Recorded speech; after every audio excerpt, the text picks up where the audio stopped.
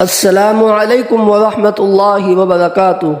امید ہے کہ آپ حضرات خیریت سے ہوگے۔ اللہ آپ کی زندگی کو خوشیوں سے بھر دے۔ حضرت محمد صلی اللہ علیہ وسلم ایک دفعہ سفر کر رہے تھے کہ آپ صلی اللہ علیہ وسلم نے اپنے ساتھیوں سمیت ایک جگہ پڑاؤ ڈالا۔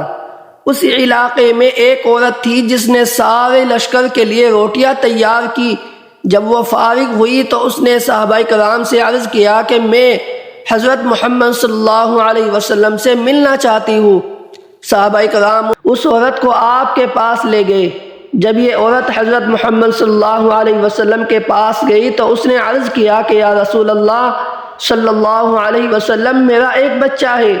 میں جب بھی تندور پر روٹیاں تیار کرتی ہوں تو میرا بچہ میرے پاس آ جاتا ہے۔ میں اپنے بچے کو تندور کے پاس نہیں آنے دیتی کہ میرے بچے کو آگ کی گرم ہوا نہ لگ جائے، کیونکہ میں ماں ہوں۔ ماں کا دل بہت ہی نرم اور نازک ہوتا ہے۔ وہ اپنی پیدا کی ہوئی اولاد کو کس طرح سے مشکل میں دیکھ سکتی ہے۔ میں نے سنا ہے کہ اللہ تعالیٰ 70 ماؤں سے زیادہ پیار کرتا ہے۔ جب اللہ تعالیٰ 70 ماؤں سے زیادہ پیار کرتا ہے تو خدا ہم کو کس طرح جہنم میں جانے دے گا۔ حدیث پاک میں ہے کہ اللہ تعالیٰ کے آخری نبی حضرت محمد صلی اللہ علیہ وسلم نے اس عورت کی بات سن کر اپنا سر جھکا لیا۔ آپ صلی اللہ علیہ وسلم کی آنکھوں سے زار و قطار آنسو بہنے لگے۔ حضور اکرم صلی اللہ علیہ وسلم اتنا روئے کہ اللہ تعالیٰ کے حکم سے حضرت جبرائیل علیہ السلام آپ کے پاس تشریف لائے۔